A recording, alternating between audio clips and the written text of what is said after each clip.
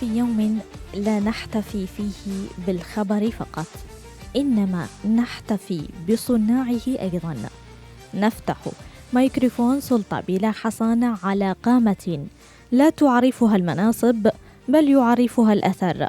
ضيفنا اليوم ليس صحفيا فقط، هو ذاكرة تمشي على قدمين، راصد للتفاصيل، مؤرخ للوجوه التي صنعت المشهد الإعلامي في بابل، ومرآة زمنية تعيد إلينا تواريخ الصحافة ومحطات الإذاعة، وأياما لولا قلمه لمرت بصمت، والذي نسميه في بابل تقويم الذاكرة الإعلامية.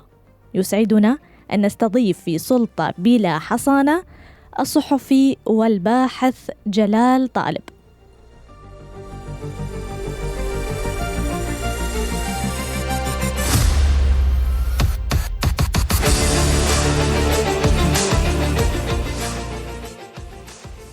أهلا وسهلا بكم أستاذ جلال، وأهلا بتاريخ حي يمشي بيننا.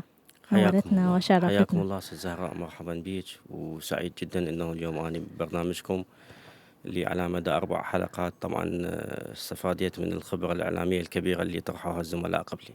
الله يحفظكم. حياكم الله. مستمعينا الأحبة، سنرافقكم في هذا البرنامج في الإعداد والتقديم أنا زهراء العلوان، ومخرجا إذاعيا يرافقني على الهواء مباشرة مصطفى الفحام. أستاذ جلال، خليني أرجع لبداية دخولك لعالم الصحافة. نعم. أول خطوة متى كانت؟ يعني بالحقيقة يعني هي ليست أول خطوة، إنما هي يعني تسلسل زمني أخذ دوره. كان مدروس يعني؟ لا طبعا، لأنه أنا أول بدايتي كنت طالب.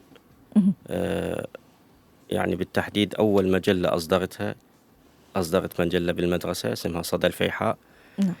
بالرابع عام، أعتقد سنة 2000 أو 99.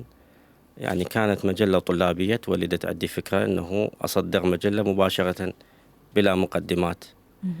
الغريب بالأمر أنه المجلة يعني تعرفين ذيك السنوات ما كان أكو طباعة وكمبيوتر وهذا التطور. كتاب خط، يعني أخذتها لا خطاط. الخطاط مع الصور مع الترتيبات، وأخذت دورها للاستنساخ وصارت مجلة. يعني الغريب بالأمر أنه الكل من أول إصدار عاملني وكأنه يعني أنا صحفي. شلون تولدت يعني هذه الخطوة أنه تسوي مجلة وأنت في عمر صغير؟ خلينا نقول يعني كنت تقرأ دائما يعني المجلات؟ مو أقرأ المجلات، إنما كنت أجيب المجلة أنسخها مباشرة في دفتر، موضوع من الأسماء التحرير إلى الكلمات المتقاطعة إلى آخر الغلاف، وأروح ثاني يوم يعني شاطرتني 1 أو 2 من الزملاء أقعد أقرأ لهم الموضوعات اللي انقلتها من المجلة بالليل. طبعا هذا أثناء وقت الدراسة، وأثناء يعني قبل الأهل ما ينطوا المساحة مثل ما ننطي هسه لأبنائنا أنه يتركون دراستهم. يعني كنت أثناء الدراسة أكتب لي موضوعين 3 من هذه المجلات، من هذه الجرائد، وبالتالي يعني أنقلها للطلاب اللي وياي. فبالرابع بالتحديد أعتقد سنة 2000 أصدرت صدى الفيحاء، وطبعا أول نسخ أخذتها للمدرسين، وقلت لك يعني تعاملوا وكأنه أنا فعلا صحفي. ومن ذلك الوقت يعني أنا على نفس المستوى ونفس نظرة الناس ونفس المكانة الاجتماعية اللي يعني حظيت بها. يجوز أنا داخل نفسي يعني ما أنطي لنفسي أنه خلينا نقول الدرجة اللي تعطيني إياها الناس، لكن هذا الشعور ما زال أنه من أول إصدار بالرابع إعدادي بالتحديد بإعدادية الجهاد بالجمعية راودني ولحد هذا اليوم. هذه النظرة اللي أنت ما تأخذها عن نفسك تواضع؟ لا مو تواضع، وإنما الإعلام يعني من عام 2000 إلى اليوم هو بتطور دائم، فبالتالي أحاول في كل فترة أنه يعني أسبق الزمن، لكن هو الإعلام أسرع من إمكانياتنا. تدرين هنا بالعراق، ويمكن أني يعني حاولت أواكب التطور بالعالم، لكن نبقى إحنا نشوف نفسنا أنه إحنا أقل من الإعلام المصري، من الإعلام اللبناني، من الإعلام العالمي طبعا. يعني هسه في عام 2000 وأول صدور للجريدة، كانت هذه أول دخول إليك لعالم الصحافة بالتحديد. يعني بعدها شلون صارت؟ شلون يعني دخلت لي؟ كنت محرر، بعدها اشتغلت مراسل. شوفي، هي المجلة حتى أكون دقيق، يعني المجلة أنا سطرت موضوعاتها وصفحاتها، وكان عندنا مدرس لغة عربية أستاذنا الفاضل الدكتور سعد الحداد، يعني غني عن التعريف، قريب على بيتنا. احنا بيتنا بحي المرتضى وهو بيته بالأسكان. فأنا بين لحظة تردد، بين لحظة اندفاع، رحت طرقت الباب عليه، فتح الباب هو، قلت له دكتور، يعني هو كان عنده ماجستير لغة عربية، قلت له أستاذ أنا عندي هيك فكرة. يعني ما زلت أتخطر يعني ملامح الفرح اللي بدت على وجهه، حتى فيما بعد يعني أسرني، قال لي إنه أنا يعتبر لي هذا استكشاف لإبداع طالب يعني. يعني ساعدني أو شجعني، فبالتالي مشيت بهذه الخطوة اللي بالإعدادية. فيما بعد أيضا رحت للمعهد، انقبلت معهد تقني بابل، أيضا صدرت مجلة طلابية بكل فخر، وهنا انتقلت للطباعة اسمه يعني بعد سنوات، وشاركت يعني طلاب وياي. فبالتالي يعني خطيت عالم الصحافة وأصريت أنه أكون صحفي، يعني مع أنه اختصاصاتي حتى فيما بعد درست إدارة أعمال، بكالوريوس إدارة أعمال، لكن أنا بقيت أنا صحفي. يعني يعني أقرب طريق هو لقلب أستاذ جلال هو الصحافة. لا، بل قلبي، مو أقرب إلى قلبي. يعني الصحافة نبضي، يعني الذي يعني أتنفس به يوميا. أستاذ جلال، ما الفرق بين أن تكون ناقلا للخبر وبين أن تكون صانعا له؟ طبعا أنا يعني بالبداية أؤمن بصناعة الخبر. كيف؟ يعني إحنا في بيئة محلية، خلينا نحكي على الآن، يعني بيئة محلية معقدة السياسة، معقدة التراكيب، خليط بين السياسة والدين والمع والضد. فبالتالي محرر الأخبار يعني لا يستطيع أن يعتمد فقط على الأخبار المنقولة، لأنها أما مسيسة، أما مدينة، أما يعني تأخذ تفاصيل أخرى. فبالتالي محرر الأخبار يعني يجب أن يعمد إلى صناعة الخبر. شلون يعمد إلى صناعة الخبر؟ وفق يعني التحليل المنطقي المحايد يعني التراكيب المحلية الموجودة بالمحافظة. يعني لنفرض إذاعة الشفاء، لا يمكن أن تكون مع أو ضد طرف، بالتالي هي تحافظ على استقلاليتها. يعني طبعا بعيدا عن القنوات الحزبية والإذاعات الحزبية اللي هي تأخذ منحى السياسي المعروف. اللي يريد يبقى محايد يجب أن يعمل أو يعمد إلى صناعة خبر محايد يوافق جميع الأطراف، وبالتالي يصل إلى المتلقي بأريحية، وهو بالتالي أما مع أو ضد يبقى هذه طبيعة المشاهدين. ما الحد الفاصل بين المحايدة والخوف؟ يعني الخوف بعالم الصحافة لا يصنع صحفي. يعني خلينا نتفق على مبدأ، لأنه إحنا الآن كثير من يعني جوز حضرتك كثير من القنوات الإعلامية تقدم طلباتها أنه يابا إحنا نريد زهراء اليوم تقدم عندنا. تيجي زهراء تخلي مفاضلة، هل أني هذه القناة تلبي طموحي، تلبي مهنيتي، ومن ثم هل تلبي السياسة اللي أنا ممكن يعني قد تكون ضد أعرافك الدينية أو ضد تقاليد مجتمعك. فبالتالي هي يعني ضمن يعني المفاضلات. نعم. فبالتالي إذا تخافين ما راح تحصلين فرصة، لأنه كل ما لدينا الآن من إعلام بالواقع العراقي هو كله يعني مسيس وكله منحاز إلى طرف. فبالتالي أنا يعني كيف أعمل بهذه المحطة دون أن أميل إلى واقعها السياسي؟ بالتالي أحافظ على الحيادية وأبتعد عن الخوف، وإلا لا نجد فرصة عمل. يعني إحنا نعمل بإذاعات ونعمل بمحطات تلفزيونية وبالصحف، لكن هي خلفيتها أما معلومة أو غير معلومة. إذا كانت معلومة بالتالي إحنا نعرف شلون نساير الخبر ونحافظ على مهنيتنا وحياديتنا. وإذا بقينا في خوف فنقعد بالبيت. يعني إحنا كصحفيين نعزل ما نلقى فرصة حقيقة. فعلا، لأنه اليوم مثل ما تفضلتوا يعني كثرت هذه الأحزاب والأخبار. بالمناسبة هي القنوات والإذاعات وتاخذون الإعلامي كوسيلة. هو وسيلة، لأنه كل يعني هسه نفترض حزب معين انبثق من الشعب اليوم، يريد يخلي واجهة إعلامية، يؤسس محطة إذاعية، وهي بكل سهولة أدوات صارت متوفرة، وممكن أنه حتى من داخل البيت أبث. بالتالي أستقطب إعلاميين على مستوى عالي من الكفاءة، لأنه اللي يفتح إذاعة مو يجيب ناس مبتدئة يعلمها، يجيب ناس كفاءة حتى تدرب بقية الكوادر. فبالتالي يعني من يرشح أسماء مهنية كفؤة.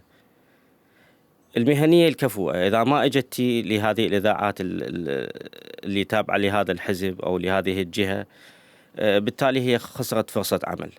وصاحب الإذاعة وصاحب الجهة السياسية إذا ما جاب مهني وكفؤ هو بالتالي أيضا خسران، راح يخسر.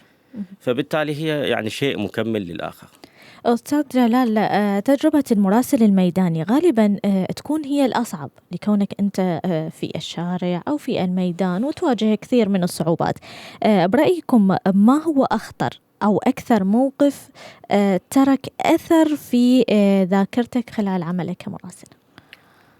يعني مثل ما تعرفين ست زهراء، أنا كنت مراسل لقناة العراقية تقريبا ل9 سنوات. نعم.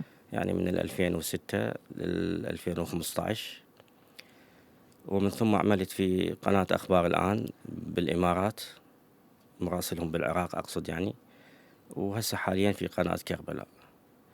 يعني الأحداث كثيرة، لكن هي أصعبها ما كانت يعني يحيطنا سنوات المحنة والحصار مثل ما يقولون. يعني سنوات الانفجارات اللي أنتي يعني تطلعين صباحا حتى تختارين موضوع متفائل، صباحا تقدمين للمدير تقول لي الياباني عندي فكرة، وبكل فخر أنه أنت تطلعين تأخذين المصور، تأخذين سيارة، تأخذين الكادر وتتوجهين، ويعني أثناء تصويرك يصير انفجار. يعني أكثر ما يحبط المراسل هو أنه فكرة التفاؤل كانت معدومة، يعني أنه ما ممكن نعمل شيء تفاؤل. مع العلم يعني تتذكرين حضرتك قناة العراقية كانت يعني قناة الدولة، وتحاول أنه تبث التفاؤل والبرامج الإيجابية وكذا في وسط النار وسط كذا، وهو منه اللي طايح بها المراسل، لأنه هو اللي بالميدان. يعني ساعة الانفجار لازم يضحك، ساعة اللي 100 جريح لازم يقول 10، وهذه التفاصيل اللي هاي. فهذه أصعب شيء أتصور على المراسل، أنه يحاول أنه يزرع الأمل وسط النار. أستاذ جلال، كنت شاهدا على تحولات كبيرة في الصحافة الحلية والعراقية، من الورقي إلى الفضائي ومن ثم الإعلام الرقمي اليوم. كيف واكبت هذه التحولات مهنيا طبعا؟ نعم. أول شيء يعني خلينا نقول أنا بديت عام 99، فبالتالي الجيل اللي قبلي يعني الأساتذة، والجيل اللي إجا بعدي يعني زملائي اللي وياي، وبعدين الجيل اللي إجا وراي أنا حافظهم عن ظهر غيب. يعني ما أعتقد يعني أكو اسم في بابل حتى إذا قدمت تحية صباحية مجرد أنه أعجبوا بصوته لازم أميز أنا هذا الصوت جديد، مباشرة أتصل أشوف منه هذا الصوت الجديد. يعني عندي شغف أنه أوثق، فوثقت الجيل اللي قبلي، جيل الأساتذة، وطبعا هو مهنية. نعم. ونحكي على مرحلة مهنية ما قبلت الأخطاء، يعني ما عندها نسبة خطأ. بس يعني أستاذ جلال من رخصتك، أنا هذا الموضوع أرجع له بعدين في محورنا الأخير، يعني حتى نكون على بينة. أنا أريد أنه تسولف لي شلون أنت واكبت هذه التحولات. بعيدا عن ذكر الأشخاص وأنت شلون لا أنا ما دا أذكر أشخاص. نعم. أنا دا أذكر مراحل. نعم، مو حتى أرجع له بالتفصيل يعني. نعم. حتى نعم. نكون نعم. الجيل اللي قصت نعم. اللي قصدته جيل اللي قبلي، جيل أساتذتنا، جيل لم ولن يقبل نسبة خطأ في الصحافة. نعم. جيل متكامل بكل. كنتم أنتم امتدادا له. بالضبط. احنا امتداد له. فعلا. انه اجى جيلنا اللي هو يعني انت قلتي ما اريد نذكر اسماء، بس هي الاسماء تشير الى المراحل يعني. صح. يعني مرحله خلينا نقول جيل الثمانينات ايضا عمل بمهنيه عاليه وما زال يعمل، واعتقد هو الان يعني اغلب مدراء المؤسسات هم جيل الثمانينات. نعم. اللي يحب يعطي مساحه ويعطي يعني قبل بالقديم وقبل بالجديد، قبل بالرقميه ودا يواكب الرقميه، وقبل يعني الجيل القديم اللي الله يطول عمرهم ما زالوا موجودين الان، ما يقبل يطبع، يحب يكتب، انه صحفي يكتب بايده. أنا أجي أسوي لقاء مع زهراء لازم أكتب بالله، أقعد يمها وأنا أدون اللي تقوله زهراء. ما يقبل إنه أستخدم الرقمية بتفاصيل الصحافة، لأنه هي يعني هي الصحافة هي ورقة وقلم. الرقمية الآن سيطرت، وأنا بالنسبة لي معترف بها اعتراف كامل، على خلاف مع سيد أحمد شبر أنه الرقمية لازم نواكب بها التطور حتى نقدر نمزج بين الجيل القديم ومبادئ الصحافة ومهنية الصحافة، وبين اللي لا مهنية ولا ضوابط ولا أي يعني تعليمات تخص الصحافة الرقمية. وتشوفين كل الأخطاء اللي تجري الآن بنقل الخبر، بتحرير الخبر، بسياسة الخبر، هي كلها تبعات الرقمية اللي منفلتة بلا ضوابط. فأنا يعني حاولت أجيب القديم، جيل الورق والقلم، وأدمج بين الرقمية، والحمد لله قدرت أصنع شيء. يعني أنتم مع الصحافة الإلكترونية؟ بمفهومها المهني، لأنه الآن ما أقدر أوصل أنا بالجريدة للمتلقي، لأنه لا عنده وقت يقعد يقرأ جريدة، ولا يعيش رومانسية الجريدة، ولا رائحة الورق. فبالتالي هو بموبايله، فبالتالي يعني لازم أوصل له الصحيفة برقمية عالية مثل ما هو يحب، لأنه أنا من المتلقي، أنا صحفي ما أقدر أعيش بلا متلقي، ما أقدر أكتب لنفسي، أنا أكتب للمتلقي. لابد أن توصل رسالتك. فشلون يريد المتلقي؟ إحنا نمشي على سياسته. يوم اللي راد الصحيفة تصير إلكترونية، جملنا لها، سوينا لها بالألوان ونزلنا لها على التليفون. اليوم يريد مقاطع سريعة، أيضا لازم أواكبه، أنزل له الخبر اللي كنت أكتبه بالصحيفة، أسوي له بمقطع 30 ثانية وأنطيه. إلى متى يتحكم الجمهور؟ هذا واقعنا كصحفيين. احنا أنا أكتب للمتلقي، فلازم أحترم ما يريده المتلقي. وإحنا شفنا يعني مو بس بالعراق، في كثير من البلدان المتقدمة الآن أغلقت صحفها، مو بس لإفلاسها، يعني إنه هي ما توزع الصحيفة وما تبيع، وهذا وهم، وإنما هي انتقلت يعني بمجال، وإلا أكو صحف بأمريكا الآن ملايين الدولارات تحصل من جراء الإعلانات، فبالتالي قادرة أنه تطبع مطبوع، بس بالتالي هي واكبة الرقمية، ونزلت لنا الخبر الصحفي على شكل يعني كتابة، صورة، إشارة، أي شيء آخر، هو بالتالي محط تطور، وإحنا بالعراق لازم نعمل به، شئنا أم أبينا. أستاذ جلال، هل واجهت في مسيرتك محاولات تقييد أو إسكات؟ خصوصا إحنا اليوم عندنا يعني، أو مو اليوم، هو في زمن مضى وآن أنه الصحفي هو دائما يعني مضطهد، خلينا نقول. فهل واجهت محاولات لتقييد، إسكات أو ما شابه ذلك؟ ست زهراء، هو محاولات الإسكات يعني تأتي من الفراغ. شلون تأتي من الفراغ؟ كيف؟ فسر لنا. يعني من أتحلى أنا بالمهنية، صنعت لنفسي اسم من ذاتي، بلورت حروفي وكتبتها بتعب وبجهد وعلى مدى سنوات، ما أعتقد يجي واحد يعني يستقطبني حتى يسكتني. نجي للواقع السياسي. الواقع السياسي هو هذا، يعني ما بني، يعني اللي بني على الفوضى خلينا نسميها، يمشي ويا الفوضى. شلون يعني يعني أوصل هذا المفهوم؟ من آني جلال ما أخلي لي ضوابط مهنية وصحفية ألتزم بيها، بسهولة أحد يقدر يلزم عليه لزمة. بالتالي يعني اللي يسكتنا هو يعني القضايا القانونية اللي يعني هذه محكمة النشر خلينا نسميها، اللي روجت إلها يعني هذه الحكومة الآن، وإلا ما كانت قبل سنوات. كان مثلا نتطرق للجانب الأمني كذا، ممكن إنه واحد يسكتنا، لكن الآن لا. ممكن أذكر خبر باسم وزير، تشوفين ثاني يوم مكتب الوزارة رفع عليه دعوة. هذا اللي يسكتنا الآن، وإلا ما أكو يعني. وبالتالي هذه أغلب القضايا، حتى نكون على بينة عفوا، أغلب القضايا النشر اللي طرحت على صحفيين تبرعوا من عندها، يعني بسبب هذه التفاصيل. أعتقد نسبة 2% حسب ما موجود أدانوهم، لكن البقية كلها حكمت لصالح الصحفيين.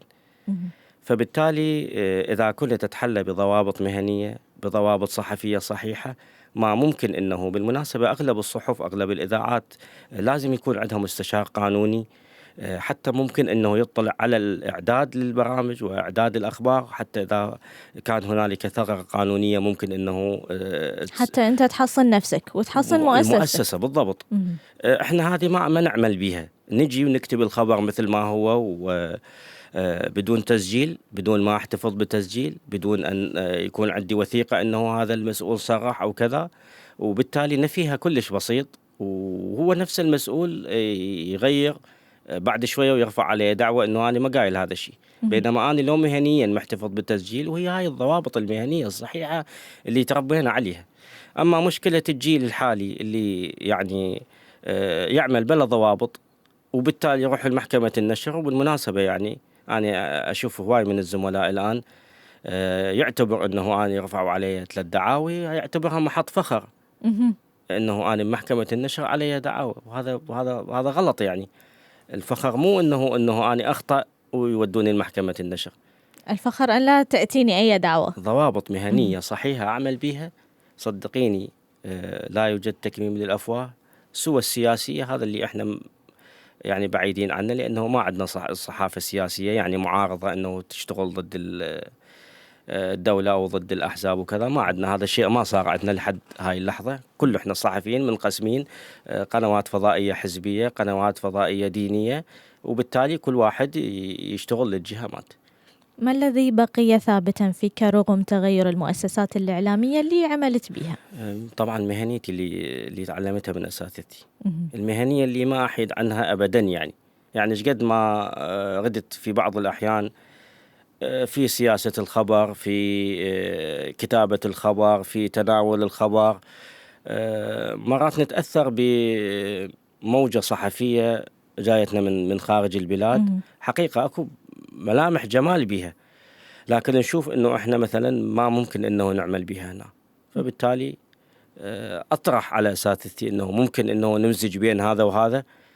إذا لقيت رفض، لا، تبقى قواعد المهنية اللي التزمت بها من الأساتذة الكبار منذ اليوم الأول وإلى نهاية حياتي، حتى أكون صحفيا 100%. فيعني أنا كجلال طالب لا أقبل أقل من 100%، حتى أكون يعني الشغل يقولون خلي يقولون. الضوابط المهنية خلتني 100%، لازم أحافظ على هذه السلسلة. اجتني إغراءات لقنوات معينة، اجتني شهرة لخبر معين، إذا ما يوافق الضوابط المهنية المعمول بها، إذا ما يوافق سياسة مجتمعي، تقاليده، أعرافه، ما ممكن أحيد عنه أبدا. جميل. أستاذ جلال، دعنا نستمع إلى رسالة ضيفنا السابق ونعود لنكمل باقي المحاور. مستمعينا الأحبة، سنذهب إلى أن نستمع رسالة ضيفنا السابق الصحفي حسنين الحسون ونعود إليكم. بسم الله الرحمن الرحيم.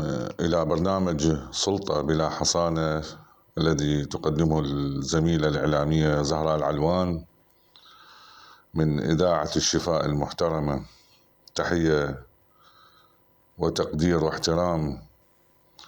بعد مشاركتي في برنامجكم لا يسعني إلا أن أتوقف عند التجربة بوصفها مساحة حقيقية للكلام المسؤول، لا مجرد لقاء عابر فقد حملت الحلقة نقاشا يتجاوز توصيف واقع الصحافة بصورة عامة إلى مسألة أعمق لتحديات المهنة وحدود الحرية ومسؤولية الصحفي أمام الحقيقة والجمهور.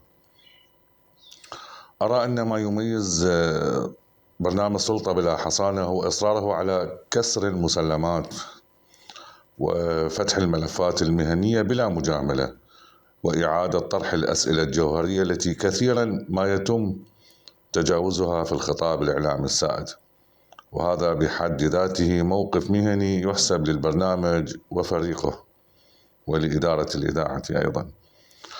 وإلى ضيف البرنامج القادم إن شاء الله، يعني أبعث لك رسالة أقول فيها أنت لا تدخل حوارا تقليديا في هذا البرنامج، بل تقف أمام مساحة تحترم الرأي لكنها لا تمنحه حصانة، مساحة تنصت بقدر ما تحاسب، وتمنح الكلمة بقدر ما تطلب مسؤوليتها. هنا أرى لا ينتظر منك تبرير الواقع بل الإسهام في تفكيكه، ولا الدفاع عن المهنة بل حمايتها بصدق. فأنت أمام تحدي كبير برأيي في هذا البرنامج. كل التقدير للإعلامية زهراء العلوان على إدارتها الواعية للحوار، ولإذاعة الشفاء على تبنيها برامج تراهن على الوعي لا على الضجيج، وعلى الأسئلة لا على الشعارات. مع خالص الاحترام والتقدير، أخوكم الصحفي حسنين الحسون.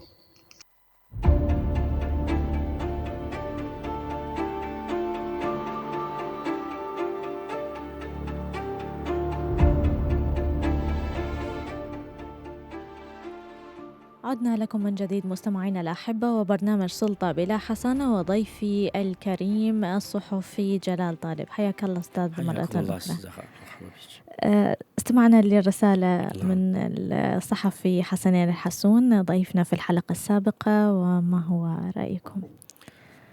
يعني أولا أعرج على اسم حسنين الحسون. أنت ما أدري عندك مشكلة ويا الأسماء، وأني لا بالعكس، يشرفني ويسعدني أن تذكر مثل هذه أسماء كبار في بابل أن تذكر في برنامجنا. يعني بالنسبة لي وارجع لحسنين الحسون حتى أوضح هاي الحقيقة. المراحل عندي والمهنية هي أسماء، لأنه أنا وثقت لي كثير من الأسماء، فأنا أقسم المراحل المهنية على وفق التسميات. فحسنين الحسون زميلي وصديقي وأستاذي، فترة مهنية مهمة، رافق حسنين الحسون كثير من الأسماء اللي أعتقد ما ممكن أعطيهم توصيف لكم المهنية اللي كانوا يعملون بيها، لأنه الفترات اللي عملوا بيها انسحاب الصحافة الورقية من الواجهة، احتلال بعض من الواقع الإذاعي. أعتقد كانت أكثر من 13 إذاعة تعمل بذات الوقت، وبالتالي بنفس هذا الجيل انسحب البساط من تحت يد الإذاعات إلى المشهد الرقمي. فبالتالي هم كانوا شاهد حي على فترة مو سهلة أنه أنت تترك الصحيفة. وحسنين الحسون كان في صحيفة الغد، وأيضا عندهم إذاعة الغد، وتحدي مهني كبير أنه الجريدة تتلاشى بظرف صعب. انقطعت السبل بين بغداد وبين المحافظات، فما ممكن انه حتى الصحيفة الرسمية الصباح توصل الا بشق الانفس يعني. فبالتالي صار لزاما انه يجدون بديل. فكانت الاذاعات المحلية اللي عملت يعني خرجت اسماء، يعني عندنا الفراتين، عندنا الحلة. الفراتين صاحبة فضل على يعني خلينا نقول كل الجيل المهني الموجود الآن، جيل لأنه الثمانينات. لا مو جيل الثمانينات وما بعد الثمانينات، لأنه ما من اسم إلا ودخل الفراتين صح. وحتى يعني راديو الحلة، والنوب إجا راديو الحلة أيضا أخذ مساحته. وكل اسم صحفي صار إلى شأن تخرج من إذاعة محلية. وسباق يعني كم البرامج وكم الأخبار وكم التغطيات مبالغ به جدا، وشخصيات ما كان أحد يرفض ضيف أنه يأتي للإذاعة مثل الآن. قد يتردد، قد يتعذر. كانت الإذاعة إلها صيتها وإلها وزنها وإلها ثقلها. وهذا طبعا الفضل مو للزمن اللي يعني تلاشت به الصحيفة حتى أخذت الإذاعة، بل للأسماء اللي منها حسنين الحسون، ومنها أحمد شبر، ومنها حيدر الأسدي وأسماء كبيرة أخذت مساحتها بالإذاعة، صنعت من الإذاعة شيء. وأنا أعتقد هذه خصيصة لبابل، أنه حافظت على الثقل الإذاعي. ما أعتقد أكو محافظة، وأنا شفت كثير من المحافظات الحلة ما زالت تحتفظ بثقلها الإذاعي. ما زلنا نهتم بالإذاعة، ما زلنا نسمع الإذاعة، ما زال أكو مستمعين. فحسنين الحسون تحياتي إلى تحياتنا. مو اسم عابر يعني. وأني حقيقة كل اسم أتناوله بالتوثيق أو أتناول سيرته الصحفية، يعني قد يعني يتصور واحد أنه أني ألزم ورقة وقلم وولد وتوفي وكان وصار. أبدا، أعيش وياه أيام. أني صدقيني يعني أعيش وياه أيام، أعيش مهنيته، صعوباته، شلون كتب هذا الخبر، شلون تناول هذا الموضوع، شلون سوى هذا البرنامج. فبالتالي أني شخصيتي متكونة من هذه الأسماء الكبيرة اللي ظهرت على الساحة. وما زالت الأسماء. قلت لك يعني أي اسم الآن جديد أو أي صوت يطرح بالإذاعات المحلية يعني أصفل له حتى أعرف ليش اجى للإذاعة، ليش اختار هذه الإذاعة، من استقطبه، رغبته، إرادته، إلى متى يصمد. جميل. يعني ما أعتقد يعني واحد من زملائنا مسوي قائمة مثل ما أنا مسوي، أسماء صحفية ظهرت 6 أشهر ما هو، سنة ماكو، 4 سنوات ورجع للمهنة. أقعد أحلل ليش رجع للمهنة وليش 6 أشهر هذا وترك المهنة وهذه التفاصيل. فهذا أنا عايش فيها 24 ساعة. ما أتعبتك هذه التفاصيل؟ لا، هي لب يعني، هي نبضي يعني. أنا ما يعني حقيقة مرات يقولوا لي أنت تبالغ يعني. إيش توصف الصحافة أو هذه ما تسميها هذه بالتفاصيل؟ شنو توصفها يعني كشيء قريب لك غير لبي؟ إنه أنت يعني كوحدة من العائلة، باعتبارك أنت يعني راصد لكل ما يحدث في بابل تجاه الإعلاميين، الإذاعيين، الصحفيين، فكيف تصف هذا المشهد؟ ست زهراء، يعني أنا من الصباح للصباح، خلنا نفرض اليوم قعدت ساعة 5. نعم. ساعة 5 أتابع الأخبار شنو أكو. الصحف اللي تصدر بالليل أشوفها. اللي خاص بالمحافظات لفت انتباهي من خبر واسم أتواصل وياه، ما أتركه. نجي للإذاعات المحلية. الساعة 8 أنا أتوجه العملي الكربلاء. الطريق كله أسمع، تبدي البرامج الصباحية، تبدي نشرة الأخبار الشفاء، تبدي برامج المستقبل، تبدي إذاعة بابل. هذه يعني كلها لازم مواكبها. اللي يفوتني لازم أرجع أراجعه. ما أترك يوم إذاعة بدون سماع برامجها كاملة، مو حتى أسمعها، حتى أشخص. قلت لك شيء جديد الزين أدز له أقول له أنت زين، مع احترامي للآخرين المو زين أدز له أقول له أنت مو زين، يقبل يزعل، مشكلته هذه. أنا كثير من الزملاء حتى أساتذتي اللي أسمعه بلقاء أقعد أفسخ اللقاء، أخلي إيجابيات، أخلي سلبيات، أخلي زين، أخلي مو زين. أبدا ما أتردد في أن أرسل لأي أحد أنه يابا عاشت يدك هذا اليوم، أدائك جدا رائع، وبالعكس. فبالتالي هي متعتي اليومية هذه، بعيدا طبعا عن مصدر الرزق والتفكير بالعائلة والكذا الأمور، لكن تبقى الصحافة هي وياي من الصباح إلى الصباح. نعم جو. أستاذ جلال، دعني أذهب إلى يوم الصحافة الحلية تحديدا. نعم. ما دلالة هذا اليوم بالنسبة لكم يعني شخصيا؟ يوم الصحافة البابلية بصراحة هي طموحات كثيرة، على ذكر حسين الحسون أعتقد هو والزميل زيد الأصيل كان مقترحهم هذا. نعم. قبل سنوات أنه يكون يوم للصحافة البابلية، وأعتقد هم صاحبين الفضل في الوصول إلى التاريخ الحقيقي لصدور أول صحيفة حلية.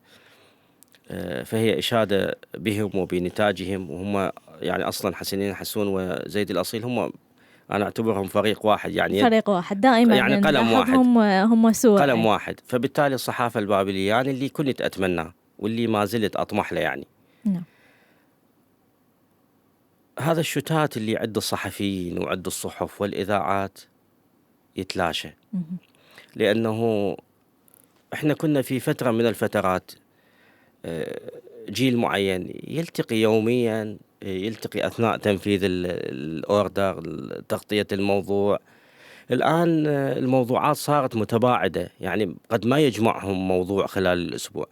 أنا كنت أتمنى أن تعقد الندوات والورش العمل والنقاشات. يعني ما زلت أطمح ليوم بابلي يومي، يعني لأنه بابل هي يوميا تنتج.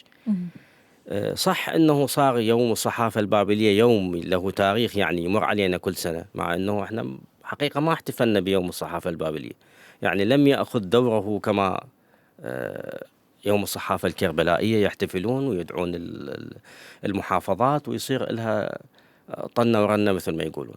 احنا مخجل أعتقد، يعني نقابة الصحفيين البارحة دعت إلى تقديم التهاني بمقر النقابة، وهو أن يعني مع احترامي لنقابة الصحفيين هو مقر يعني مو دائما يجمعنا، يعني من عندنا معاملة روح له، بس إذا ما عندنا معاملة صحفية من نروح المقر نقابة الصحفيين، وهذا خطأ، لأنه إحنا لازم يوميا نتواجد، يعني انطلاق عملنا، انطلاق أفكارنا، انطلاق إبداعنا لازم يبدي من هذا المقر. فأنا كنت أتمنى أنه يوم الصحافة البابلية يكون إلى دلالته الحقيقية، لأنه أول صحيفة بابلية أو أول صحيفة حلية ما كان إلها سهولة اللي موجود عندنا الآن اللي متوفر عندنا الآن وأكثر، تقدر تنتشر أكثر حتى. يعني كان من المفروض أن نحتفي بها أكثر، أن نعطيها دلالة أكبر، أن الجيل هذا اللي دا يطلع يعرف قيمة اليوم، يعني الصحيفة الحلية كيف أسست، ما هي موضوعاتها.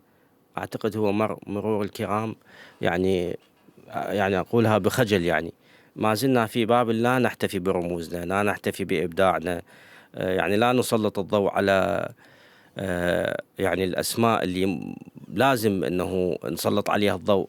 يعني من أقول مثلا أحمد شبر، ما أعتقد الجيل الجديد يروح يدور شنو أحمد شبر، شنو إنجازات أحمد شبر، ليش هذا أحمد شبر اسمه لحد هسه صار له 20 سنة يعمل، ليش لحد الآن موجود، ليش أحمد شبر لحد هسه عام 2026 مصر أنه يأسس إذاعة. الإذاعة البعض يعتبرها يعني مشروع فاشل، ما بي مردودات، فبالتالي هو مشروع فاشل. فليش احنا ليش هذا الشخص مصمم على ان تكون اذاعه؟ ليش احنا مصممين على انه نبث الاذاعه عبر الرقميه حتى نحصل مستمعين، حتى نحصل مشاهدين؟ ليش ما زالت مؤسسه مثل المستقبل مثلا او جامعه المستقبل تحاول تاسس اذاعه وهو مشروع خاسر، يعني رواتب وصرفيات ما إلها داعي، كان ممكن استثمارها بشيء اخر. ليش الدولة لا زالت تصدر الصحافة الأسبوعية؟ ليش شبكة الإعلام ما زال عندها إذاعة؟ يعني شنو السبب؟ ليش الصحفي زهراء العنوان ليش ما تريد، يعني ما تطمح تكون بالشاشة؟ لأنه هم الإعلاميين الآن أنه وجوده على الشاشة ووجوده على المتابعين وعلى اليوميات وكذا. ليش ما زالت زهراء العلوان تقعد خلف الميكروفون لو يشوفها واحد لو ما يشوفها؟ فبالتالي هذه كلها أسباب مهنية على الجيل الجديد الصحفي إذا أراد أن يكون صحفيا مهنيا أن يدقق لماذا يوم الصحافة البابلية ولماذا هذه الأسماء خلف هذا العنوان. طبعا أستاذ جلال، أنا تبلغت من أستاذ أحمد شبر، تحياتنا إلى الصحفي أحمد شبر وهو مدير إذاعة الشفاء، أنه أبلغكم تحياته وأبلغكم بهذه الرسالة تحديدا ونصا، أنه بمناسبة يوم الصحافة الحلية وهو يقترح على انطلاق ما تسمى بالأسرة الصحفية. تحياتي زميلي يعني وصديقي وأخوي أحمد شبر. تعرف إحنا هسه في العام 99 بالتحديد. نعم. العام المقبل أنه ستكون 100 لمرور الصحافة. يوم الصحافة الحلية، فهو يقترح عليكم وأني وسيط ما بين أستاذ أحمد شبر وما بينكم، أنه يقترح أن تكون أسرة صحفية، أسرة واحدة تسير على النهج وما سار عليه الرواد الأوائل وما سرتم عليه أنتم، وتحافظ على هذه الرسالة وقيمها المهنية والمبادئ والتاريخ الذين أسسوه هم وأنتم.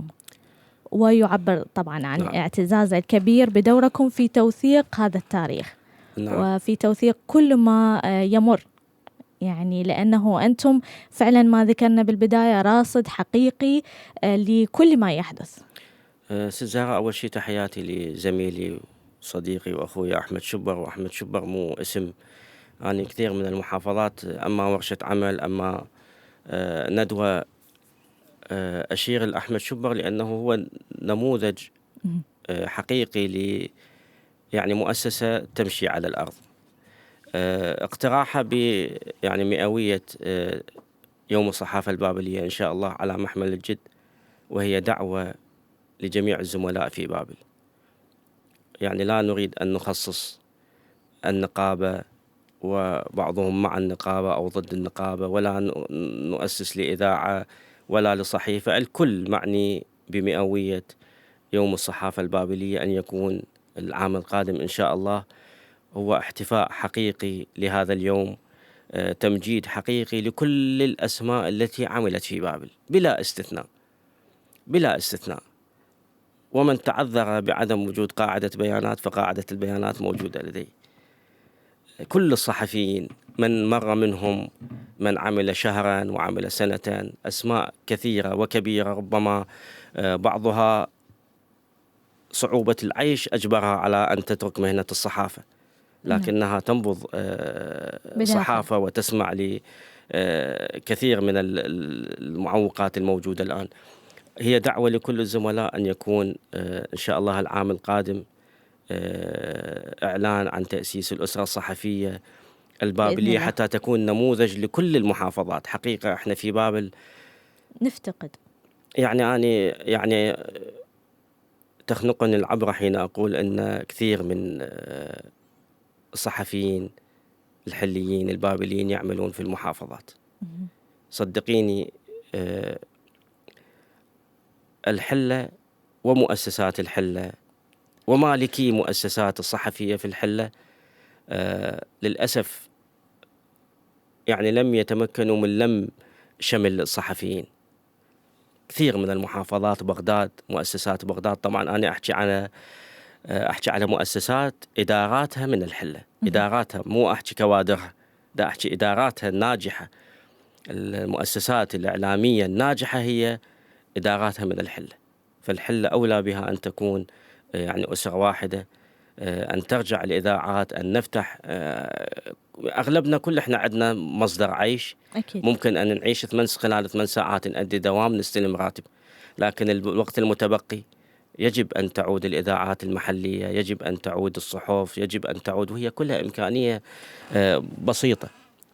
فبالتالي هي دعوة على رأسي وعيني، دعوة السيد أحمد شبر أن يكون هذا اليوم إن شاء الله العام القادم إذا الله كتب لنا عمر إن شاء الله سيكون يعني مدعاة فخر لكل الصحفيين في كل المحافظات. نعم. أستاذ جلال، من هم الرواد الذين أسسوا لهذه المسيرة لكن لم يأخذوا حقهم من التوثيق؟ كثير من الأسماء. أنا هسه نزلت يمكن البارح بيوم الصحافة البابلية، نعم. نزلت 3 نماذج. نعم. ما أخذت طبعا حظها. احنا حاطيهم بالقائمة، يعني إن شاء الله يكونون ضيوف عندنا. كثير من الأسماء أعتب على الإذاعات المحلية حقيقة، أعتب على المواقع الرقمية أنه مشلبي لي ضيفين. شنو جلال طالب قبال عباس العاني؟ نعم. شنو جلال طالب؟ يعني أسماء صحفية ركنت على الرف. لا زلت أحتفظ في بعض هذه الأسماء من الرواد بإعدادهم لبرامج صباحية ولأخبار معينة، يعني كان يتركها مثلا على طاولة وينهض. فأنا ما زلت أحتفظ بهذه القصاصات، بهذه الأوراق. يعني من أراجع جميل. البرنامج الصباحي لمحمد علي ناصر أستاذنا الكبير رحمه الله، يعني برنامج صباحي يعني خلال يعني ما أجزم خلال سنة ما مر هيك إعداد على كل الإذاعات المحلية في بابل وفي العراق. يعني ما أدري شلون يلحن المواد، يعني الفقرات يسلسلها، كمية المعلومات، يعني من تكملين قراءة الحلقة تشوفين أنت أخذت خزين معلومات ومعرفة فبالتالي هذه الأسماء غيبت، يعني أعتقد يعني قسرا. أعتقد وهي مسؤولية أيضا الزميل أحمد شبر، وأنتم في إذاعة الشفاء دائما ويعني تتناولون ضيوف مختلفين، هي دعوة أنه تتناولون هذه الأسماء اللي ما زالت حية، ويعني هي خزين معرفي قبل أن نفقدها يعني للأسف. نعم.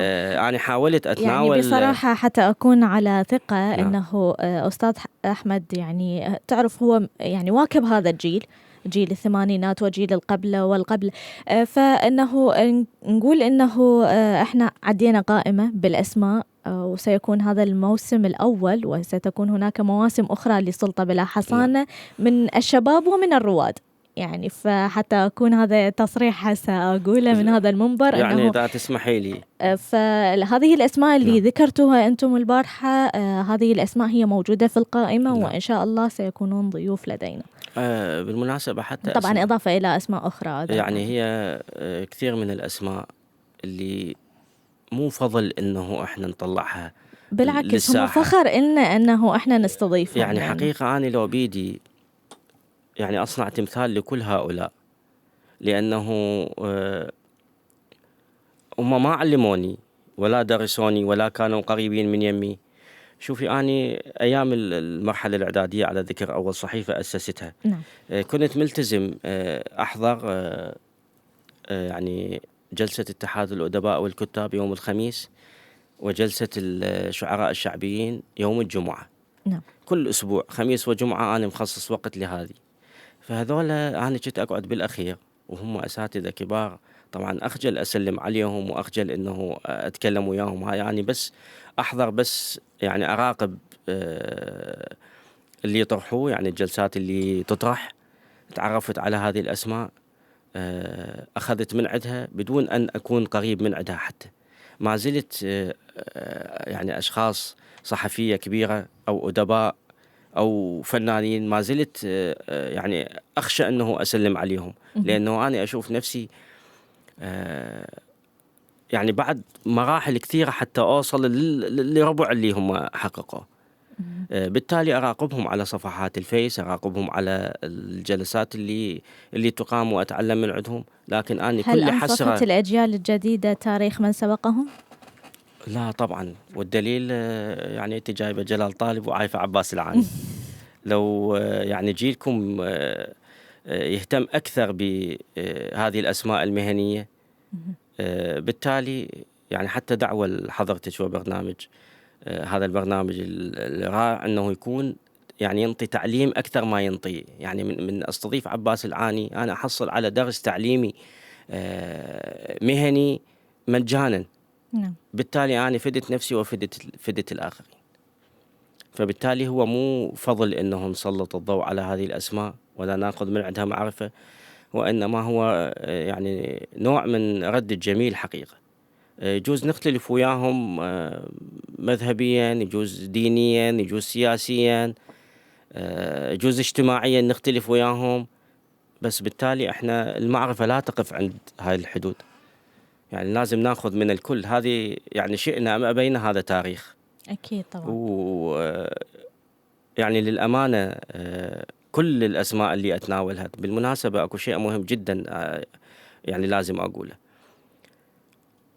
ممكن أي صحفي، ممكن أي طبيب، ممكن أي محامي يسوي دعاية مجانية لأساتذته، بس ما يسوي دعاية مجانية لشخص بعمره ومنافس إله. أنا أخذت زملائي اللي بعمري واللي أصدقائي اللي وياي بصفي، يعني سويت لهم، يعني ترجمت لهم حياتهم. النوبة عديت لهذا، أخذت الجيل اللي وراي والجيل اللي بعدي والجيل اللي بعدي. فقلت لك حتى اللي الاسم اللي يطلع بالجديد أنا أوثق له. من أين ظهرت فكرة التوثيق؟ الحاجة الماسة إلى معرفة أساسيات المهنة، أساسيات الصحافة. أول إصدار أصدرت اللي هو الصحافة في حوار. أخذت كبار الأسماء أو كبار الاختصاصات، أخذت تحرير الخبر، أخذت المونتاج، أخذت التصوير، بس من القمة. كل سيرة ذاتية أخذتها هي درس تعليمي، يعني من تقرين حافظ مهدي ماجد مخرج إذاعي، ما تقرين سيرة، تقرين درس جامعي. أنا متأكد 4 سنوات في كلية الإعلام في جامعة بغداد متخرجين بحصيلة سيرة هذا الرجل. فبالتالي الحاجة إلى معرفة المهنية، يعني أساسيات الصحافة، بديت أوثق لهذه الأسماء. هل شعرتم يوما أن الذاكرة الإعلامية مهددة بالنسيان تحديدا في بابل؟ يعني يجوز هو هذا هدف إنه اللي شجعني إنه أوثق. شفت بعض الأسماء بدت مو التراتب الزمني اللي ينسيها، وإنما قلت لك التغيير السياسي، التغيير الواقع بالمدينة هو اللي حاول إنه هذه الأسماء إنه تندثر. واجهت نقص في المصادر أو ضياع الأرشيف؟ أنا أبحث عن الشخص نفسه، يعني يعني ما، وإن كان متوفي مثلا. المتوفي أرجع له للجد 17، مو ورقيا، وإنما شهادات حية. شهادات حية وما تركه من أثر. أو ممكن تتواصل مع عائلته، مع زملائه. قلت لك يعني الجيل اللي قبلي مو بعيد عن، يعني مو بعيد عمريا عن عمري، فبالتالي قدرت إنه ألحق أتناول شيء. هل ترى أن التوثيق هو مسؤولية أخلاقية أم أنه يكون هو فقط عمل بحثي وأنت تريد توثق حتى لا تتهدد بالنسيان؟ إصداري الأخير إعلاميون في المقدمة، نعم. كل اللي أخذتهم شباب، يعني ما زالوا خلينا نقول في أولى سنوات إبداعهم. نعم. ليش أخذتهم؟ لأنه تميزوا عن غيرهم بإبداعهم العالي، فصاروا إعلاميون في المقدمة. أيضا أخذت اختصاصات. هل وفيت الكل؟ طبعا لا، أخذت نماذج من اللي في المقدمة. طبعا عتب يوصلني إنه ليش ما أخذ هذا ما أخذ هذا، ليش نسيتني ما أخذت هذاك. عشرات الرسائل، يجوز مئات الرسائل أنا أخذها يوميا، أصدقاء قريبين إنه ليش ما أخذت هذا الاسم. أنا أخذت نماذج، وأني وعدت الجميع أنه أنا مستمر بالتوثيق، يعني ما أقف عند حد، أتناول الكل. لازم بس أقدم واحد على واحد، أما حسب الاختصاص أو الإمكان. فرصة مؤاتية، أما الاختصاص يحاول أن يندثر، يعني ألحقه بآخر النهاية. نعم. فهذه اللي يقدم لي، ولا أنا متناول الكل. يعني لا يتصور واحد من الصحفيين من الإعلاميين أنه أني ما خال اسمه على ورقتي. لكن أنا يعني مؤخرا بديت أجمع من خلال اللي يتناولوه يوميا، يعني ما يتناول يوميا بنتاجاتهم، أحاول أن أوثقه، أن أطلع بحصيلة من هذه الإبداعات اليومية، فأكون صورة. يعني ما أعتمد فقط على الشهادات الحية الموجودة، شهادات أساتذته هو بالتحديد. يعني طبعا أستاذ جلال، إحنا الوقت بعد ما يسعفنا، لكن هذا سؤال قبل الأخير. نعم. حتى بعد أروح للسؤال الأخير ونختم حلقتنا. نعم. ما الذي يدور في خلجات جلال طبعا مع حفظ الألقاب؟ شيء لا يعرفه أحد ولم يصرح به من قبل. يعني هي تبقى في مدار المؤلفات.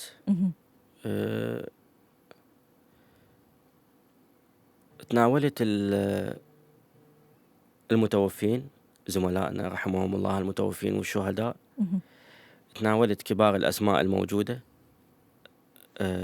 أخذت الشباب اللي إبداعهم فاق إبداع غيرهم، اللي الآن اللي دا أعمل عليه هو مو سر ولا يعني ما مصرح به، وإنما موضح. تنطينا فد شيء ما مصرح به قبل لأي إذاعة أو لأي لقاء. ما أفكر به على الورق حاليا. مناضلون من أجل الأثير. كل من ناضل من أجل بقاء الإذاعة، كل من ناضل وجاهد في سبيل أن تبقى الإذاعة. متى سنقرأ هذا الكتاب؟ إن شاء الله. متى سنقرأه؟ عندما تكتمل السلسلة. هو على الورق حاليا أسماء يعني حفرتها ذاكرة الإذاعة، يعني بقيت الإذاعة بها وهي بقيت بالإذاعة. يعني إذا تطلعيها من الإذاعة تموت، يعني تفقد أنه تتنفس. فبالتالي هذولا جديرين أنه نوثقهم. سؤال أخير، هل أنصفتك الصحافة كما أنصفتها، أم أن العاشق هو دائما من يعطي أكثر؟ يعني ما أبالغ ست زهراء، وأنا جاي بالطريق دا أفكر أنه أعوف الصحافة. هاي شلون أنه أتفرغ للتأليف. يعني أترك مساحة الخبر للخبر لسبب واحد، حتى أكون منصف مع نفسي ومع الآخرين.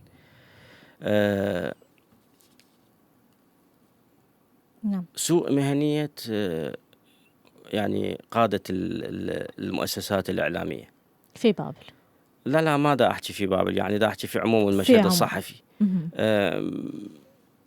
يعني أخجل أحيانا من أشوف يعني اسم ما له أي علاقة بالصحافة يقود مؤسسة صحفية، يقود صحفيين، بالتالي يملي عليهم المهنية، يملي عليهم التعليمات.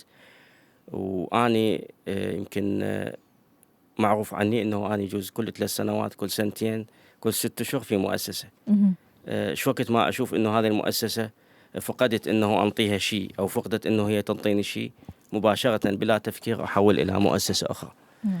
فبالتالي يعني نقول لم تنصفك؟ لا حقيقة حتى وي نفسي أنا بدأ ألقى فراغ أوثق النفسي.